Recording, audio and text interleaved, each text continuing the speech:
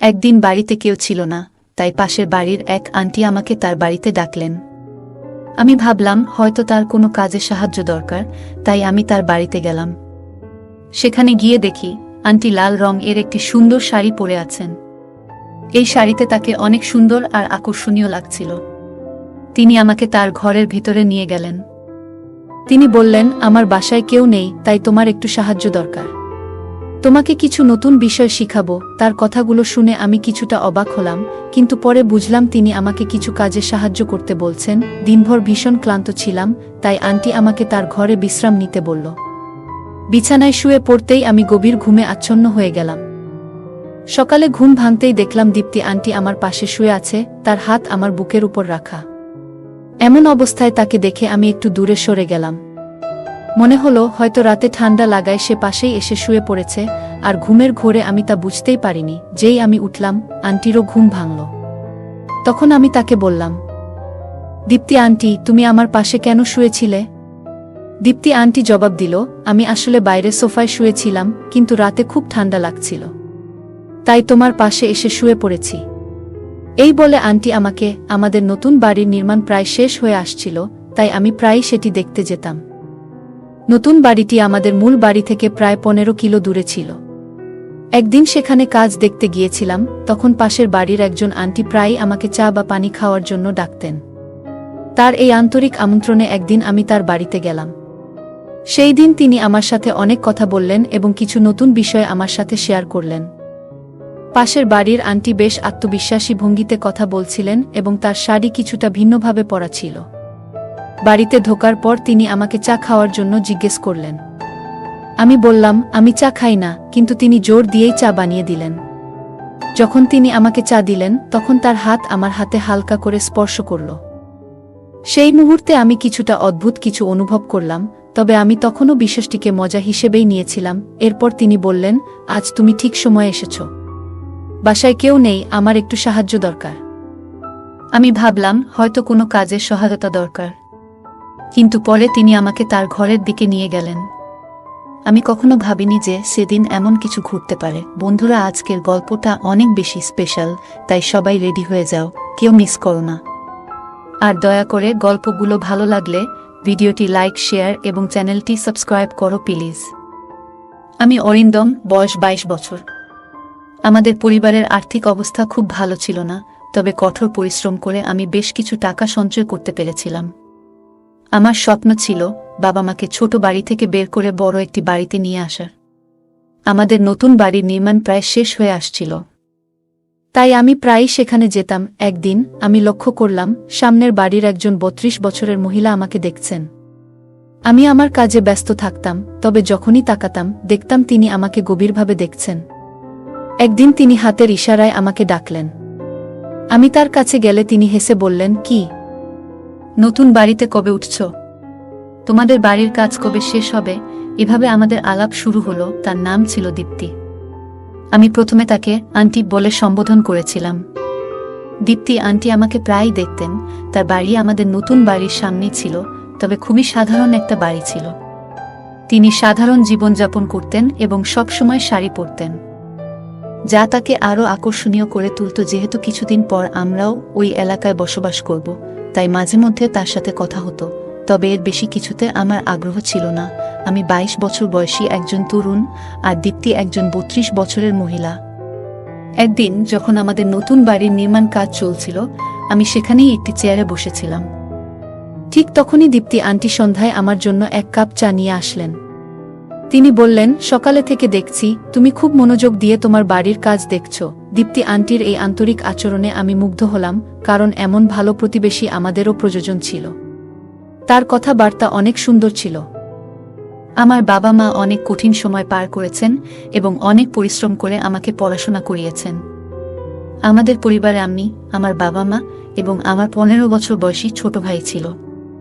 সম্প্রতি আমি আমার ছোট ভাইকে অন্য শহরের একটি কলেজে ভর্তি করিয়েছি এবং সে এখন সেখানে পড়াশোনা করছে।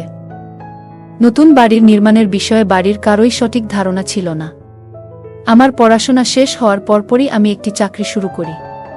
কিছু মাস চাকরি করার পর আমি নিজের ব্যবসা শুরু করি। অল্প সময়েই সেই ব্যবসায় ভালো লাভ হয়, যার কারণে আমি আজ এই বাড়িটি নির্মাণ করাতে সক্ষম হয়েছি। আমি আমার বাবা মায়ের জন্য খুবই খুশি ছিলাম, কারণ তারা অনেক কিছু সহ্য করেছেন আর আমার ভাইও ভালোভাবে পড়াশোনা করছিল। মাঝে মধ্যে আমি তার হোস্টেলে গিয়ে দেখা করতাম। একদিন আমি বাড়ির নির্মাণ কাজ দেখতে গেলাম, যাতে সব ঠিকঠাক চলছে কিনা তা নিশ্চিত করতে পারি। আমি যখন আমাদের নতুন বাড়ির নির্মাণ কাজ দেখতে গেলাম, তখন বুঝলাম কিছু জিনিস যা আমি বিদেশ থেকে অর্ডার করেছিলাম সেগুলো আসতে দেরি হচ্ছে, তাই বাড়ির কাজ শেষ হতে আরও কিছুটা সময় লাগবে। কাজের পরিস্থিতি দেখে আমি বাড়ি ফিরে যাওয়ার জন্য প্রস্তুতি নিচ্ছিলাম। তখন হঠাৎ লক্ষ্য করলাম আন্টি তার বাড়ির দরজায় দাঁড়িয়ে আমাকে দেখছেন। জানি না কেন তিনি সবসময় আমার দিকে অপলক দৃষ্টিতে তাকিয়ে থাকেন। যখন আমার চোখ তার দিকে পড়ল, তার দৃষ্টিতে যেন কিছুটা ভিন্নতা অনুভব করলাম। তার চেহারায় এমন কিছু ছিল যা আমার কাছে নতুন লাগছিল, কারণ আগে তাকে এমনভাবে দেখিনি। সে আমাকে হাত নাড়িয়ে ইশারা করল, আমিও তাকে হাত নাড়িয়ে সাড়া দিলাম এবং সেখান থেকে বেরিয়ে এলাম। দীপতি আন্টির এই আচরণে আমি কিছুটা অবাক হলাম, কারণ আমাদের মধ্যে খুব বেশি আলাপ পরিচয় ছিল না। তবুও তিনি এমনভাবে আচরণ করছিলেন যা আমার কাছে কিছুটা অদ্ভুত লাগছিল। মনে হচ্ছিল তিনি আমাকে অনেক আগে থেকেই চিনেন। আমি যখনই নতুন বাড়ির নির্মাণস্থলে যেতাম, দীপ্তি আন্টি আমার সাথে কথা না বলে থাকতে পারতেন না। প্রতিবারই তিনি আমাকে চা বা নাস্তার জন্য ডাকতেন, তবে আমি সবসময় কোনো না কোনো অজুহাতে তাকে এড়িয়ে যেতাম। কয়েকদিন পর একদিন আমি আবার বাড়ির কাজ দেখতে বেরোলাম। তখন হঠাৎ করে প্রবল বৃষ্টি শুরু হলো। বৃষ্টি এতটাই জোরে হচ্ছিল যে গাড়ি চালাতে সামনের কিছুই দেখতে পাচ্ছিলাম না। ধীরে ধীরে যখন আমি বাড়ির কাছে পৌঁছালাম, তখন দেখলাম একটি ভয়ানক দৃশ্য।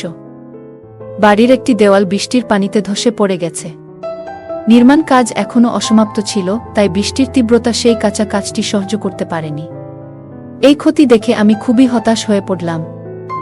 বৃষ্টির কারণে সেই সময়ের সব শ্রমিকও চলে গিয়েছিল। আমি কোনো আশ্রয় খুঁজতে বাড়ির একটি অংশের পেছনে দাঁড়ালাম। বৃষ্টি এতটাই তীব্র ছিল যে বাড়ি ফেরার জন্য অপেক্ষা করা ছাড়া আর কোনো উপায় ছিল না। অনেকক্ষণ অপেক্ষা করেও বৃষ্টি কমছিল না এবং আমি বুঝতে পারছিলাম না কি করব। তখন বাড়িতে ফোন দেওয়ার চেষ্টা করলাম, কিন্তু নেটওয়ার্ক সমস্যার কারণে ফোন লাগছিল না। কিছুক্ষণ পরে হঠাৎ দেখি দীপ্তি আন্টি সামনের দিক থেকে ছাতা হাতে আমার দিকে আসছেন। সন্ধ্যা নেমে এসেছিল আর বৃষ্টির কারণে চারপাশ অন্ধকার ছিল। আন্টি এই হঠাৎ উপস্থিতি আমাকে কিছুটা অবাক করল। আন্টি একটি হাতে ছাতা এবং অন্য হাতে টর্চ নিয়ে ধীরে ধীরে আমার দিকে আসছিলেন। টর্চের আলো আমি তাকে স্পষ্টভাবে দেখতে পেলাম। সেই মৃদু আলোতে আন্টি একেবারেই আলাদা লাগছিল। সাধারণত তাকে শাড়িতে দেখতাম, কিন্তু আজ তিনি আধুনিক পোশাকে ছিলেন এবং তার ঠোঁটে লাল লিপস্টিক ঝলমল করছিল। এই নতুন রূপে তাকে আগে কখনো দেখিনি এবং তার দিকে তাকিয়ে আমি বিস্ময়ে তাকিয়ে রইলাম। ছাতাটি ছোট হওয়ায় তার শরীর কিছুটা ভিজে গিয়েছিল, আর সেই ভেজা অবস্থা তাকে আরও আকর্ষণীয় করে তুলেছিল। তাকে দেখে আমার দৃষ্টি বদলে যেতে থাকল। এত সুন্দর কাউকে আমি আগে কখনো দেখিনি। আন্টি এসে আমার হাত ধরলেন এবং কিছু না বলেই আমাকে তার বাড়ির দিকে নিয়ে যেতে লাগলেন। আমি কিছু না বলে তার পেছনে পেছনে চলতে থাকলাম।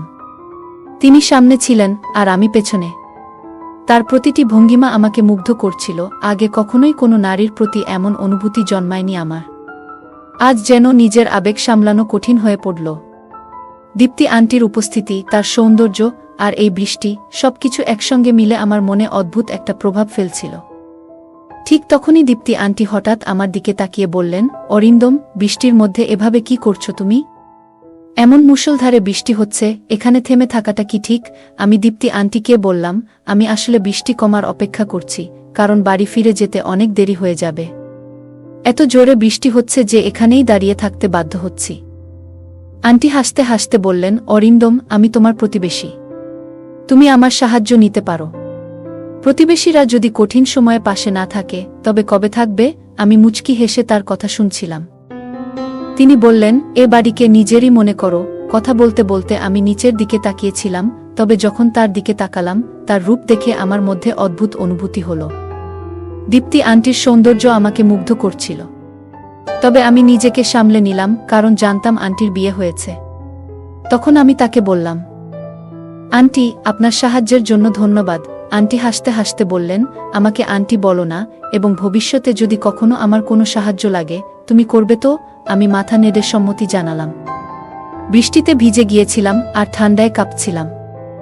দীপ্তি তখন আমার দিকে এগিয়ে এসে আমার শার্ট খুলে দেওয়ার চেষ্টা করলেন এবং তার স্পর্শে আমার শরীরের মধ্যে এক অদ্ভুত অনুভূতি জেগে উঠল। সেই মুহূর্তটি আমাকে অবাক করছিল, তবে আমি নিজেকে নিয়ন্ত্রণে রাখার চেষ্টা করছিলাম। আমি তখন বেশ দোটানায় পড়ে গিয়েছিলাম, বুঝে উঠতে পারছিলাম না ঠিক কী করব। দীপ্তি আন্টির আচরণ কিছুটা অপ্রত্যাশিত মনে হচ্ছিল, বিশেষত তার স্পর্শে যেন একটা অদ্ভুত অনুভূতি হচ্ছিল। তবে আমি নিজেকে সামলে নিয়ে শান্তভাবে বললাম, আন্টি, দয়া করে একটু থামুন। আমার প্রশ্ন তোলার পর দীপ্তি আন্টি হেসে বললেন, অরিন্দম, কোনো চিন্তা করো না। তোমার জামাটা পুরো ভিজে গেছে, ঠান্ডা লেগে যেতে পারে। আমি তোমাকে আমার স্বামীর একটা শার্ট এনে দিচ্ছি, সেটা পরে নাও। আন্টি আমাকে সাহায্য করছিলেন, সবকিছু স্বাভাবিক ছিল যতক্ষণ না তিনি আমার শার্ট খোলার চেষ্টা করলেন। তখনই আমার মনে কিছুটা অস্বস্তি হলো। আমি ধীরে ধীরে একপাশে সরে গিয়ে একটু দূরত্ব তৈরি করলাম। তিনি এরপর আরও কয়েকটা শার্ট নিয়ে এলেন, কিন্তু সেগুলোর কোনোটাই আমার গায়ে ঠিকমতো ফিট হচ্ছিল না। তখন আমি বিনয়ের সঙ্গে বললাম, আচ্ছা, আপনার কাছে যদি কোনো কাঁথা বা কম্বল থাকে সেটা দিলেই হবে। আন্টি আমাকে একটি কাঁথা এনে দিলেন এবং আমি সেটি নিয়ে তার বাড়ির সোফায় বসে পড়লাম। ঘড়ির দিকে তাকিয়ে দেখি রাত 11টা বেজে গেছে। বাড়ি ফেরার অনেক দেরি হয়ে গেছে। কিছুক্ষণ পর দীপ্তি আন্টি গরম স্যুপ নিয়ে এসে বললেন, অরিন্দম, এই স্যুপটা খেয়ে নাও, তোমার ভালো লাগবে। আমি তার হাত থেকে স্যুপ নিয়ে খেতে শুরু করলাম। মনিকার আতিথেয়তা আমার বেশ ভালো লাগছিল, আর স্যুপটা বেশ মজার ছিল। আমি সত্যিই জানতাম না যে প্রতিবেশী এতটা ভালো হতে পারেন। স্যুপ খেয়ে কিছুটা স্বস্তি অনুভব করছিলাম, কারণ তখন একটু ক্ষুধাও লেগেছিল। স্যুপ খাওয়ার সময় আন্টি আমার সামনে বসেছিলেন, আর আমার মন বারবার তার দিকে চলে যাচ্ছিল। তার সৌন্দর্য আমাকে একদম মুগ্ধ করে ফেলেছিল। এই সময়ে দীপ্তি বললেন, অরিন্দম, এখন তোমার বাড়ি যেতে অনেক দেরি হয়ে যাবে, তাই আজ রাতটা এখানেই থেকে যাও। আর কোনো চিন্তা করো না, আমি তোমার পুরো খেয়াল রাখব। দীপ্তি আন্টির প্রতিটি কথা আমার মনে মধুর মতো লাগছিল, কারণ তার কণ্ঠ ছিল এতটাই মিষ্টি। তাকে দেখে আমার মনে হচ্ছিল, যদি আমার স্ত্রীও এমনই হতেন। আমি বিয়ে করলে এমনি একজনকেই বিয়ে করব। এসব আমি মনে মনে ভাবছিলাম। আমি যখন নানা চিন্তায় ডুবেছিলাম, তখন দীপ্তি আন্টি আমার কাছে এসে দাঁড়ালেন। তিনি এক হাতে আমার কাঁধে আলতো করে স্পর্শ করলেন এবং অন্য হাতে আমার ভেজা চুলে হাত বুলিয়ে বললেন, তোমার চুলও বেশ ভিজে গেছে। তারপর চুলের পানি মুছে দিতে শুরু করলেন। তার আচরণ তখন বেশ স্বস্তিদায়ক লাগছিল, কিন্তু আমার মন একদিকে মনে করাচ্ছিল, তিনি একজন বিবাহিত মানুষ এবং আমাকে সাহায্য করছেন, তাই আমি এর কোনো ভিন্ন অর্থ বের করা ঠিক হবে না। আমি তার সাথে সম্মানের সাথে কথা বলছিলাম। আমি তাকে বললাম, তোমার বাসায় থাকাটা আমার কাছে ঠিক মনে হচ্ছে না, কিন্তু আজকের রাতটা থেকে যাব। তাছাড়া কোনো উপায় নেই। তবে ভোরেই বাড়ি ফিরে যাব। বৃষ্টি থামার নাম নিচ্ছিল না, আর সেই বৃষ্টি যেন আমাদের এই সাক্ষাতের মূল কারণ হয়ে উঠেছিল। আমি ভাবছিলাম যে এটা হয়তো দীপ্তি আন্টির দিক থেকে কিছুটা সাহায্য ছিল। তবে আমি জানতাম না যে রাতের সেই ঘটনার ফলে আমার জীবনে এক নতুন অভিজ্ঞতা হতে চলেছে। দিনভর ভীষণ ক্লান্ত ছিলাম, তাই দীপ্তি আমাকে তার ঘরে বিশ্রাম নিতে বলল। বিছানায় শুয়ে পড়তেই আমি গভীর ঘুমে আচ্ছন্ন হয়ে গেলাম। সকালে ঘুম ভাঙতেই দেখলাম দীপ্তি আন্টি আমার পাশে শুয়ে আছে, তার হাত আমার বুকের উপর রাখা। এমন অবস্থায় তাকে দেখে আমি একটু দূরে সরে গেলাম। মনে হলো হয়তো রাতে ঠান্ডা লাগায় সে পাশেই এসে শুয়ে পড়েছে। আর ঘুমের ঘোরে আমি তা বুঝতেই পারিনি। যেই আমি উঠলাম, দীপ্তি আন্টিও ঘুম ভাঙল। তখন আমি তাকে বললাম, আন্টি, তুমি আমার পাশে কেন শুয়েছিলে? দীপ্তি আন্টি জবাব দিল, আমি আসলে বাইরে সোফায় শুয়েছিলাম, কিন্তু রাতে খুব ঠান্ডা লাগছিল, তাই তোমার পাশে এসে শুয়ে পড়েছি। আমি তখন আমার শার্ট খুঁজতে লাগলাম, দেখি শার্টটা হলে পড়ে আছে। শার্ট পরে আমি তাড়াতাড়ি তার ঘর থেকে বেরিয়ে পড়লাম এবং গাড়িতে উঠে বাড়ির দিকে রওনা দিলাম। বাড়িতে পৌঁছে মাকে জানালাম যে রাতে প্রচণ্ড বৃষ্টি হচ্ছিল, তাই নতুন বাড়ির হলে থাকতে হয়েছিল। আমি কিছুক্ষণ থেমে গিয়েছিলাম স্নান করার জন্য। বাথরুমে গিয়ে যখন শার্ট খুললাম, তখন আয়নায় যা দেখলাম তাতে আমি পুরোপুরি হতবাক হয়ে গেলাম। ভালো করে তাকাতেই বুঝতে পারলাম আমার বুকে লিপস্টিকের দাগ। আমি কিছুতেই বুঝতে পারছিলাম না এটা কিভাবে হলো বা কখন ঘটল। অনেক প্রশ্ন আমার মাথায় ঘুরপাক খেতে লাগলো। আমি ভাবছিলাম হয়তো দীপ্তি আন্টি আমাকে যে স্যুপ খাইয়েছিল, তার কারণে আমি গভীর ঘুমে আচ্ছন্ন হয়ে পড়েছিলাম। সেই ঘুমের মধ্যে কি এমন কিছু ঘটেছে যা আমি টের পাইনি? রাতের সেই পরিবেশ কিছুটা উত্তেজনাপূর্ণ ছিল, তবে দীপতি বিবাহিত, তাই আমি নিজের মনকে নিয়ন্ত্রণে রেখেছিলাম। কিন্তু যে ঘটনা ঘটেছিল তা থেকে বোঝা যাচ্ছিল হয়তো দীপ্তি আন্টি মনেও একই ধরনের চিন্তা ছিল। তিনি হয়তো আমাকে নিয়ে ভাবতেন। সেই দিন আমার সব কাজ শেষ করলাম, কিন্তু সারাদিন ধরে দীপ্তি আন্টির কথা, আগের রাতের স্মৃতি বারবার মাথায় ঘুরতে লাগল। তার আচরণও কিছুটা রহস্যময় ছিল, যেন সে কিছু বলতে চাইছে। আমার মনেও তাকে নিয়ে অনেক কথা জমা হচ্ছিল, কিন্তু আমি কিছু বলতে পারছিলাম না। সেই সুযোগটাই আমি পাচ্ছিলাম না। 2 দিন পর আমি বাড়ির কাজ দেখতে গেলাম। সেখানে গিয়ে দেখলাম মিস্ত্রিরা বাড়ির দেয়ালগুলো আবার ঠিকঠাক করে দিয়েছে। বৃষ্টি 2 দিন ধরেই বন্ধ ছিল। আমি দীপ্তি আন্টির বাড়ির দিকে তাকালাম, কিন্তু বাড়ির দরজা বন্ধ। সাধারণত যখনই আমি সেখানে যেতাম, দীপতি আন্টি আশেপাশে থাকত। আজ তাকে কোথাও দেখা গেল না। চারপাশে তাকালাম, কিন্তু কোনো খোঁজ পেলাম না। শেষে আমি তার বাড়ির দরজার কাছে গেলাম। তখন তাকে দেখার জন্য একটা অস্থিরতা কাজ করছিল। তার বাড়ির কাছে পৌঁছাতেই ভেতর থেকে কিছু পুরুষদের কথা শোনার মতো লাগলো। আমার মনে হলো হয়তো অতিথিরা এসেছে। তাই আমি ফিরে যাওয়াই ভালো মনে করলাম। আমার মন যদিও অস্থির হয়েছিল, কারণ সেই দিনের পরে আন্টি দেখার আকাঙ্ক্ষা আরও বেড়ে গিয়েছিল। সারাদিন অপেক্ষা করলাম, কিন্তু দীপ্তি আন্টি আর বের হলো না। সন্ধ্যার দিকে বাড়ি ফেরার পথে আমি আমার ভাই এর সঙ্গে দেখা করলাম। তাকে দেখে আমি অবাক হলাম, কারণ এ সময় তাকে এখানে দেখার কথা নয়। আমি গাড়ি থামিয়ে তার দিকে গেলাম। ভাই কিছুটা ভীত দেখাচ্ছিল। আমি জিজ্ঞাসা করলাম, তুমি এখানে কি করছো? তোমার তো এই সময় হোস্টেলে থাকার কথা ছিল, আর তুমি এখানে এসেছো সেটা বলেওনি। ভাই উত্তর দিল, ভাইয়া, সব বলবো, কিন্তু আগে বাড়ি চলো। আমি অনেক দিন ধরে মায়ের হাতে রান্না করা খাবার খাইনি। তার কথা শুনে আমি তাকে গাড়িতে তুললাম এবং বাড়ি ফিরে গেলাম। সে খাবার খেলো এবং তাড়াতাড়ি ঘুমিয়ে পড়ল। কিন্তু সেই রাতেও আমার ঘুম আসছিল না। বারবার ঘুমের মধ্যে অস্থির হয়ে পড়ছিলাম। আন্টির কথা বারবার মনে হচ্ছিল। রাতের একসময় হঠাৎ করে ভাই ঘুমের মধ্যে উঠে কোথাও যাচ্ছিল। আমি তাকে ডাকার চেষ্টা করলাম, কিন্তু সে আমার দিকে ফিরেও তাকালো না। বুঝলাম সে ঘুমের মধ্যে হাঁটছে। আমি তাড়াতাড়ি তাকে ধরে নিয়ে এসে শুইয়ে দিলাম। পরের দিন আমি মনে মনে সিদ্ধান্ত নিলাম যে আজ দীপ্তি আন্টির সঙ্গে দেখা করতেই হবে। তাকে না দেখলে আমার অস্থিরতা কাটছিল না। আমি আবারও সেই বাড়ির কাজে দেখতে গেলাম। কাজ কতটা এগিয়েছে তা দেখছিলাম। হঠাৎ করে দীপ্তি আন্টি এসে হাজির হলো। আজ সে সাধারণ একটি শাড়ি পরেছিল, কিন্তু তাকে দেখে আমার মনে পড়ল আগের রাতের সেই স্মৃতি। শাড়িতে আজ আন্টিকে অসাধারণ লাগছিল। তার প্রতি আমার মুগ্ধতা বাড়ছিল। মনে মনে আমি তার ভাবনায় ডুবে যাচ্ছিলাম। ঠিক তখনই দীপ্তি আন্টি কথা বলতে শুরু করল, অরিন্দম, তোমার একটু সাহায্য চাই। তুমি কি আমার সঙ্গে যাবে? তার সাহায্যের কথায় আমি কিছু না ভেবেই রাজি হয়ে গেলাম। দীপ্তি আন্টি বলল, আমাদের বাইরে যেতে হবে। আমরা আমার স্কুটিতে যাব। আমি একটু প্রস্তুত হয়ে নিচ্ছি। কিছুক্ষণ পর সে ফিরে এলো, সম্পূর্ণ প্রস্তুত হয়ে, এবং তাকে দেখে আমি চোখ ফেরাতে পারছিলাম না। তাকে আজ মনে হচ্ছিল আরও সুন্দর লাগছে তাকে। আমরা স্কুটিতে চড়ে রওনা হলাম এবং কিছু সময় পরে একটি পুরনো বাড়ির কাছে পৌঁছালাম। বাড়িটা বেশ বড় ছিল। আমি জিজ্ঞাসা করলাম, দীপতি আন্টি, তুমি আমাকে কোথায় নিয়ে এসেছ? সে বলল, আমার বাড়ির আশেপাশে কিছুটা সম্মান আছে, তাই তোমাকে এখানে নিয়ে এসেছি। এখানে আমার এক বন্ধুর ঘর আছে। আমরা সেই বন্ধুর ঘরে পৌঁছালাম। আমার মনে একটা চিন্তা ঘুরছিল, হয়তো আজ আমার মনের ইচ্ছাগুলো পূরণ হতে চলেছে। এই ভাবনায় আমি তার পিছু পিছু চললাম।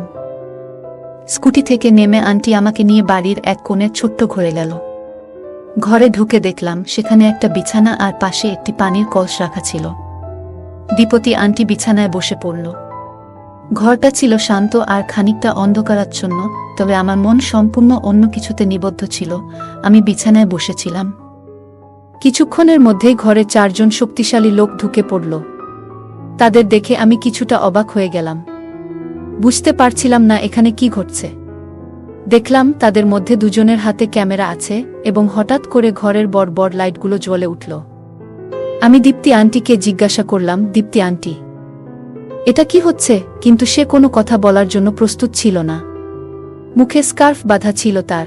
আমি তার কাছে জানতে চাইতেই একটি ভারী মহিলার প্রবেশ হলো ঘরে। সে এসে আমার পাশে বসল। একদিকে ছিল আন্টি আর অন্যদিকে সেই মহিলা। আমি জোরে চিৎকার করে বললাম, এখানে কি চলছে? তখন সেই 4 জনের একজন বলল, তুমি যতই চিৎকার করো, এই ঘর থেকে কোনো শব্দ বাইরে যাবে না।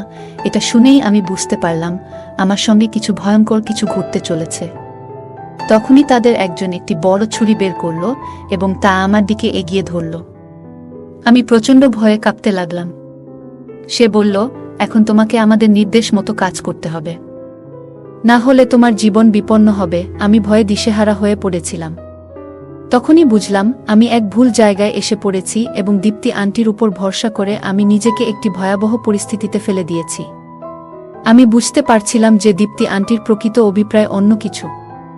সেই মহিলা এবং আন্টি আমার সাথে অদ্ভুত আচরণ করতে লাগলেন, আর ক্যামেরা হাতে থাকা লোকগুলো সেই মুহূর্তগুলো বন্দি করতে শুরু করল। তখনই আমার মনে হলো আমি একটা ফাঁদে আটকে গেছি। ঠিক সেই মুহূর্তে কেউ বাইরে থেকে দরজায় জোরে ধাক্কা দিল।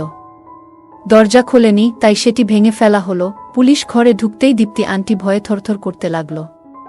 পুলিশ এসে সেই লোকগুলোকে গ্রেপ্তার করল। তারা আসলে একটি চক্রের সদস্য ছিল, যারা নারীদের ফাঁদে ফেলে তরুণদের থেকে অর্থ আদায় করত। দীপ্তি আন্টি আগেও এমন অনেক কাজ করেছে, আর আমার ছোট ভাই ও এই প্রতারণার শিকার হয়েছিল। এই কারণেই আমরা দীপ্তি আন্টিকে ধরার জন্য পরিকল্পনা করেছিলাম। আমার ভাই আমাকে সবকিছু খুলে বলেছিল, কিভাবে আন্টি তাকে ফাঁদে ফেলেছিল। সে হোস্টেল থেকে ফেরার পথে দীপ্তি আন্টির সঙ্গে পরিচিত হয়েছিল এবং ধীরে ধীরে প্রতারণার শিকার হয়। আসলে দীপ্তি আন্টির আসল নাম দীপ্তি নয়। সে এবং তার দল যুবকদের ফাঁদে ফেলে তাদের কাছ থেকে টাকা আদায় করত। আমি পুরো বিষয়টি পুলিশকে জানাই এবং পুলিশ আমাদের সাহায্যে এই চক্রটিকে ধরার জন্য একটি পরিকল্পনা তৈরি করে। দীপ্তি আমার ভাই এর সঙ্গেও এমন একটি ভিডিও ধারণ করেছিল এবং তার কাছ থেকে প্রচুর টাকা দাবি করেছিল। আমার ভাই কিছু টাকা দিয়েছিল, কিন্তু তারা তাতে সন্তুষ্ট হয়নি। তারা আমার ভাইকে ব্ল্যাকমেইল করতে থাকে এবং আরও অর্থ আদায়ের চেষ্টা করছিল। আমার ভাই এ ঘটনা আমাকে গভীরভাবে নাড়া দিয়েছিল। রাতের বেলা যখন আমি আমার ভাইকে বাড়িতে নিয়ে এসেছিলাম, তখন দেখলাম সে এক কোণে বসে কাঁদছে। আমি তাকে সান্ত্বনা দিয়ে সব কথা জিজ্ঞাসা করলাম। অনেক সাহস সঞ্চয় করে সে আমাকে পুরো ঘটনা জানালো। তার সেই সাহসের কারণেই আমি দীপ্তি এই প্রতারণামূলক চক্রের পর্দা ফাঁস করতে পেরেছিলাম। আমাদের বাড়ির সামনে যে বাড়িটা দীপ্তি ভাড়া নিয়েছিল, সেটাও সে ভুয়া পরিচয় ব্যবহার করে ভাড়া নিয়েছিল। আমার ভাই এই ঘটনাটি তার জীবনে বড়সড় মানসিক আঘাত হেনেছে, যার জন্য সে ডিপ্রেশনে চলে গিয়েছিল। তাকে সুস্থ করতে অনেক সময় লেগেছিল। দীপতি এবং তার চক্রকে আমি আইনের আওতায় এনে ভালোভাবে শাস্তি দিতে পেরেছিলাম। সময়মতো সত্যটা জানতে পারায় আমি আমার ভাইকে এই ভয়ঙ্কর পরিস্থিতি থেকে উদ্ধার করতে সক্ষম হয়েছিলাম। নইলে তার জীবনে কি ঘটতে পারত তা ভাবতেই ভয় লাগে। দীপ্তির এই চক্র সম্পর্কে জানার পর আরও অনেক তরুণ এগিয়ে এসে তাদের অভিজ্ঞতা শেয়ার করেছিল। অনেকেই এই ধরনের প্রতারণার শিকার হয়েছিল। বন্ধুরা, মনে রাখবেন, কারো মিষ্টি কথায় সহজেই বিশ্বাস করবেন না। অজানা লোকের উপর তাড়াতাড়ি বিশ্বাস করা বিপজ্জনক হতে পারে। আপনার সরলতার সুযোগ নিতে কিছু লোক সর্বদা প্রস্তুত থাকে। তাই সজাগ থাকুন, যাতে আপনার জীবনে অরিন্দমের মতো পরিস্থিতি না আসে। বন্ধুরা, যদি এই গল্পটি ভালো লেগে থাকে, তাহলে দয়া করে ভিডিওটি লাইক করুন এবং আমাদের চ্যানেলটি সাবস্ক্রাইব করুন। পাশে থাকা বেল আইকনটি প্রেস করুন, যাতে করে আমরা যখনই নতুন ভিডিও আপলোড করি, তার নোটিফিকেশন সবার আগে আপনার কাছে পৌঁছে যায়। ধন্যবাদ, দেখা হবে আমাদের পরবর্তী ভিডিওতে।